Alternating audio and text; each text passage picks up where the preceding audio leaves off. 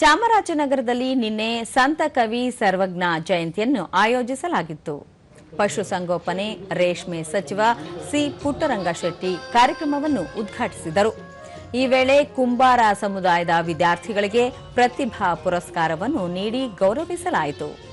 ಈ ವೇಳೆ ಶಾಸಕರಾದ ಎಚ್ಎಂ ಗಣೇಶ್ ಪ್ರಸಾದ್, ಎಆರ್ ಕೃಷ್ಣಮೂರ್ತಿ, ಸುತ್ತೂರು ವೀರಸಿಂಹಾಸನ ಮಠದ ಶ್ರೀ ಶಿವರಾತ್ರಿ ದೇಶಿಕೇಂದ್ರ ಸ್ವಾಮೀಜಿ, ಅಥಣಿಯ ಬಸವ ಕುಂಬಾರ ಗುಂದಯ್ಯ ಸ್ವಾಮಿ, ಚಿತ್ರದುರ್ಗದ ಸಂಸ್ಥಾನದ ಬಸವಮೂರ್ತಿ ಗುಂದಯ್ಯ ಸ್ವಾಮಿ, ಜಿಲ್ಲಾ ಕುಂಬಾರರ ಸಂಘದ ಅಧ್ಯಕ್ಷ ಮದ್ದೂರು ವಿರೂಪಾಕ್ಷ ಸೇರಿದಂತೆ ಹಲವು ಸಮಾಜದ ಮುಖಂಡರು ಭಾಗವಹಿಸಿದ್ದರು.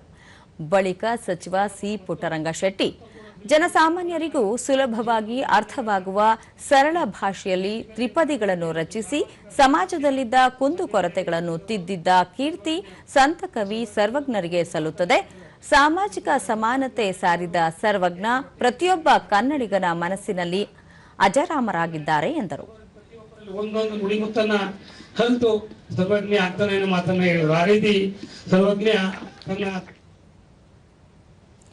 ಎಚ್ಎಂ ಗಣೇಶ್ ಪ್ರಸಾದ್, ಕುಂಬಾರ ಸಮುದಾಯದ ಆರ್ಥಿಕ, ಸಾಮಾಜಿಕ ಮತ್ತು ಶೈಕ್ಷಣಿಕ ಪ್ರಗತಿಗೆ ಸರ್ಕಾರ ಬೆಂಬಲವಾಗಿ ನಿಂತಿದೆ.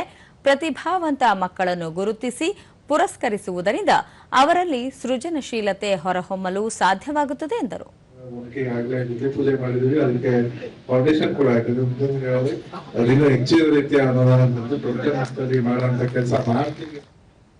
ಕುಂಬಾರ ಅಭಿವೃದ್ಧಿ ನಿಗಮದ ಅಧ್ಯಕ್ಷ ಡಾಕ್ಟರ್ ಶ್ರೀನಿವಾಸ್ ವೇಲು, ಕುಂಬಾರ ಸಮುದಾಯದ ನಶಿಸುತ್ತಿರುವ ಕಲೆ, ಕೌಶಲ್ಯ ಹಾಗೂ ಸಂಸ್ಕೃತಿಯನ್ನು ಉಳಿಸಿ ಬೆಳೆಸಲು ಸಂಘಟಿತ ಹೋರಾಟ ಅಗತ್ಯ.